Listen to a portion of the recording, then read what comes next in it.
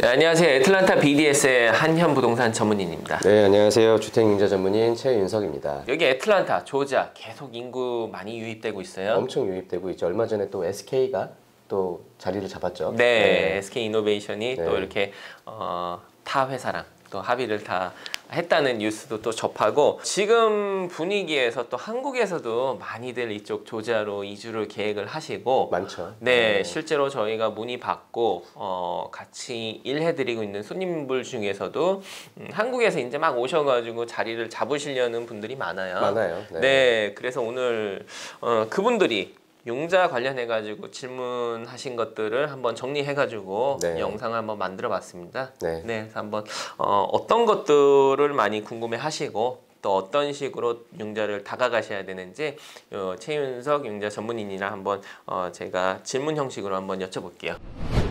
많은 분들이 아마 한국에서 특히 이제 막 오신 분들은 아무래도 이 전산 시스템도 다르고 문화도 많이 다르기 때문에 네. 이 주택융자를 어떻게 난 살 수 있을까 없을까, 받을 수 있을까 없을까 좀 많이 궁금해하시는 것 같아요. 그쵸. 네. 융자 심사 서류 중에서 가장 기본적으로 들어가는 2-year tax return. 그렇죠. 네, 그 인컴 보고. 이게 이제 한국에서 막 이제 오신 분들 같은 경우는 예를 들어서 1년이 채 안 되셨어요. 네. 근데 이제 신용카드도 크레딧 카드도 이제 만드셔가지고 신용 점수 이제 빌드업 하시는 과정에서 2년치 세금 보고는 안 되시는 분들이 꽤 많으시거든요. 많아요. 네, 맞습니다. 이런 분들이 많이 궁금해하세요. 그럼 내가 지금 인컴은 현재 재직 중에서 있고 인컴은 있지만 서류상으로는 2이어가 안 됩니다. 그래가지고 하지만 이민 오기 전에 한국에서 계속 일을 하셨을 경우 2-year tax return, 지금 페이퍼상으로는 미국에서는 2년치 세금은 없는데 이런 경우에는 융자 심사가 어떻게 적용이 됩니까? 이런 질문이 있었어요. 얼마 전에 이제 손님 한 분이 전화가 오셨어요. 네. 한국에서 입국하신 지가 작년 10월에 이제 입국을 하신 거예요. 네. 그래서 입국하시자마자 한 대략 뭐 한 달 반, 두 달 네. 정도 근무를 하셨죠. 근무를 하시고 세금 보고를 W2를 받았으니 이제 세금 보고를 하셨을 거 아니에요. 네. 그런 분들도 이제 집을 살 수가 있거든요. 근데 이제 약간 조건이 좀 잘 맞아야 돼요. 일단 네. 기본적으로 신용 점수가 나와야 돼요. 네. 그러니까는 컨벤셔널 융자를 좋은 이자를 받기 위해서는 기본 못해도 한 720점 정도는 나와야 되거든요. 네. 근데 이제 한국에서 막 오신 분들은 720점이 안 나오는 경우가 많잖아요. 그쵸. 많기 때문에 620점만 돼도 FHA는 그래도 괜찮은 이자를 받으실 수가 있습니다. 그렇기 때문에 점수가 620점만 돼도 좀 융자를 받을 수 있는 그런 조건이 될 수가 있는 거죠. 네, 오셔가지고 바로 이제 은행 계좌를 어카운트를 여시고 크레딧 카드를 발급을 받으셔가지고 또 차도 사시잖아요. 그렇죠. 네. 차 페이먼 한 반년 정도 하시면은 방금 말씀하신 620점 이상은 다 나오시는 것 같아요. 그렇죠. 뭐 아무래도 좀 그 한국 분들이 돈에 대한 개념이 확실하시기 때문에 네. 지출에 대한, 그래서 잘 사용을 하시면 720점은 거뜬히 나오시는 것 같아요. 네, 그럼 말씀하신 것처럼 꼭 2년치 세금 보고가 없더라도 신용 점수, 네. 좋은 이자를 받기 위해서는 신용 점수가 더 중요하고, 2년치 세금 보고가 없다는 거는 한국에서 일했던 기록도 그 수입도 인정을 해준다는 건가요? 인정을 해드립니다. 네. 인정을 해드리는데 그 한국에서 받아오셔야 되는 서류가 몇 가지가 있어요. 네. 하나는 그 원천 징수라고 해요. 네. 원천 징수는 미국의 W2 같은 개념이에요. 네. 요새 좀 시대가 많이 좋아져가지고 그 원천 징수도 영문으로 프린트를 하실 수가 있어요. 아, 네. 그렇기 때문에 따로 별도의 그 번역 공증을 뭐 페이를 안 하셔도 이제 영문으로만 받아오셔도 인정을 해드리는 거예요. 전산이 많이 좋아졌네요. 엄청 많이 좋아졌어요. 네, 예전 같은 경우는 또 사람을 따로 하여해가지고 그렇죠. 영문 번역을 했어야 되는데 한 2016년 정도에는 원천 징수를 받아오시면 다 한국말이었어요. 네. 한글이었기 때문에 번역 공증을 통해서 네. 번역을 일일이 다 해야겠지만 지금 받아보면은 영문으로 많이 받아오시더라고요. 네. 구글 번역기가 해준 건가요? 아니죠. 번역 공증을 받으셔야 돼요. 아, 공증을. 그 번역을 해서 공증을 할 수 있는 분이, 그 라이센스를 소유하신 분이 공증을 해줘야 되는 거죠. 그러니까 내가 번역을 해서 은행에 가서 공증을 받는 게 아니라 네. 그 번역 공증을 하시는 분이 따로 계세요. 그런 과정을 거치셔가지고 한국의 인컴을 인정을 받으실 수가 있다. 받으실 수가, 그러니까 네. 인정을 받는다라고 하기보다는요, 그 한국에서의 재직을 인정을 해드리는 거죠. 네. 그러니까는 많은 분들이 또 헷갈려하시는 부분이 뭐냐면, 예를 들어서 A라는 회사에서 한국에서 일을 했어요. 네. 그래서 A라는 회사에서 이제 발령을 받은 거죠, 미국으로. 발령을 받았지만 법인 자체가 완전히 다르기 때문에 완전히 새로운 일이라고 보시면 되는 거예요. 네. 그렇기 때문에 지금 현재 인컴으로 인정은 해주지만 2년치에 대한 재직증명은 꼭 증빙이 필요하다라는 그런 얘기가 되는 거죠. 네, 잘 앤서가 된 것 같아요. 이 네네. 부분은. 네. 네. 그렇다면은 한국에서 방금 시나리오대로 한국에서 오시자마자 직장을 구하시는 분도 계시지만 네. 직장을 구하시기 전까지 이제 갭이 있으신 분도 계세요. 뭐 네. 6개월이든 8개월이든 네네. 새 직장 전까지. 그렇죠. 이 갭이 어느 정도 융자 심사 들어갈지 어느 정도가 허용이 되고 FHA 같은 경우는 그 특별한 이유, 네. 뭐 예를 들어서 미국에 와서 정착하는 시간이 필요했기 때문에 네.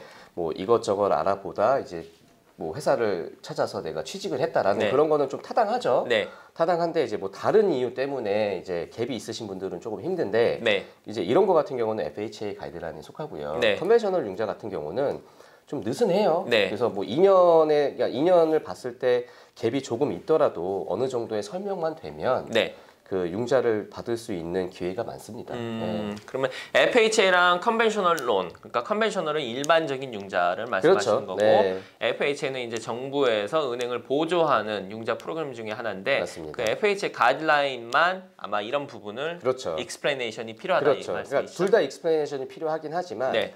그 보는 시각이 다른 거예요. 네. 그래서 시각이 다르기 때문에 어떤 이유 때문에 내가 일을 쉬어야만 됐었는지에 대한 네. 설명으로 인해서 이제 언더라이팅이 패스가 돼야 된다는 거죠. 네. 오케이. 그래서 이것도 만약에 이렇게 새 직장을 구하시기 전 갭이 있으신 분들 같은 경우는 미리 이제 상담을 하셔가지고 그렇죠. 준비를 네. 하셔야 될 부분 같고. 그렇다면은 지금 다운페이 FHA 같은 경우도 3.5% 다운페이를 해야 되고 네. 이제 컨벤셔널도 미니멈 5%, 10% 네. 내지 뭐 20% 한국 분들 같은 경우 또 PMI 그렇죠. 네, 네. 몰기지 인슈런스를 안 내시기 위해서 20% 많이 다운페이를 하시는 분들 한국 분들도 한국에서 오시면은 목돈들이 많더라고요. 그렇죠. 아무래도 네. 좀 전세금도 빼고 네. 있던 재산도 좀 정리를 하시면 어느 정도 좀 돈을 들고 오시더라고요. 그쵸. 그렇기 때문에 그 집을 사실 때 다운페이 정도는 네. 충분히 조달하실 수 있는 능력이 되는 분들이 많더라고요. 네, 그래서 이렇게 한국에서 오시는 분들 중에서 다운페이 뭐 모자르시는 분들 계시는데 이런 거를 가족들이나 친척들을 통해서 기프트머니로 지원을 받는 경우도 인정이 가능할까요? 네, 가능합니다. 이제 네. 일단은 FHA와 컨벤셔널 융자는 그 기프트 머니에 대한 그 제출해야 되는 증빙 서류가 완전히 달라요. 네, 이제 컨벤셔널 융자 같은 경우는 뭐 가족분이 송금을 해주시면 그 송금해주는 그 영수증이 있잖아요. 네. 그것도 요즘 영문으로 다 나옵니다. 아, 네, 네, 그래서 송금 그 한 영수증과 기프트 레터 한 장만 있으면 네,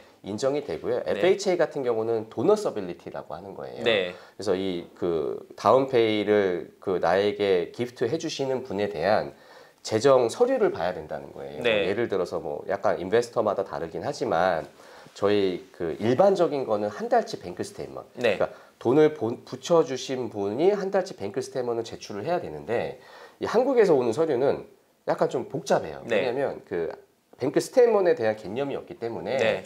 이제 뭐 그 트랜잭션 스테이트먼트, 그러니까 그 거래 내역서를 뽑으시거든요. 네. 근데 거래 내역서가 영문으로 안 나오는 경우도 있어요. 네. 그러면은 그런 거래 내역서를 또 그러니까 번역 공증을 통해서 번역을 해야 되는 그런 번거로움이 있기 때문에 FHA 같은 경우는 한 달이라고 생각을 하시면 되는데 저희 페어웨이 에셋 같은 경우는 이틀치만 주시면 돼요. 이틀이요? 이틀치. 어. 예를 들어서 돈이 그러니까는 뭐 전에 뭐가 들어왔든 한 달 뭐 15일 전에 20일 전에 무슨 일이 있었을 거 아니에요. 네.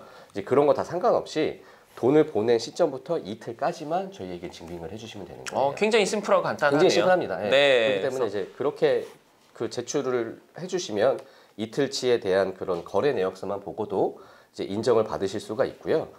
하지만 좀 다른 이제 인베스터한테 다른 렌더한테 받으실 때에는 좀 한 달치 정도는 생각을 하셔야 돼요. 원래는 그렇죠. 네, 네. 원래는 FHA 융자 같은 경우 맞습니다. 네, 일반 융자는 다른 서류를 요구를 하지만 그렇죠. FHA 같은 경우는 이렇게 보내시는 분, 기프트를 주시는 분의 한 달치 서류를 이제 준비를 하셔야 된다. 맞습니다. 이게 예. 은행들마다 오버레이가 약간씩 다르기 때문에 FHA에서 한 달치를 달라, 네. 두 달치를 달라 딱 정의는 하지 않았어요. 네. 그렇기 때문에 이게 어떻게 우리 회사들이 어떻게 받아들이냐에 따라서 증빙 서류가 다르게 되는 거지만 기본적으로, 그러니까 통상적으로는 한 달치를 제출하게 되어 있다라고 네. 이제 알려드리는 거죠. 네, 최윤석 융자 전문인 회사 페어웨이 에셋 같은 경우는 이틀치. 이틀치. 네, 이틀치만 주시면 됩니다. 네, 간단합니다. 간단합니다. 네. 네, 처음에 언급을 해주시고 그 말씀을 하셨는데 그렇다면 한국에서 오신 분들 크레딧 점수는 어떻게 하셔가지고 이렇게 빌드업이 되셨어요? 네. 뭐 자동차를 사시고 페이먼을 또 온타임에 이렇게 하셔가지고 최소 뭐 620점 이상은 빌드업 하셨는데